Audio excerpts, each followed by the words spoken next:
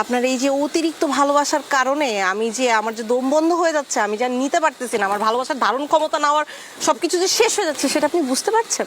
আর আমি আপনাকে রগে রগে শিরা উপশিরায় খুব ভালো করে চিনি। আপনি যে দেখাচ্ছেন যে আপনি কেয়ার করে খুব আমার মাথার উপরে ছাতা ফুটায় দাঁড়ায় আছেন, আপনি মোটেও আমাকে কেয়ার করে ছাতা ফুটান নাই।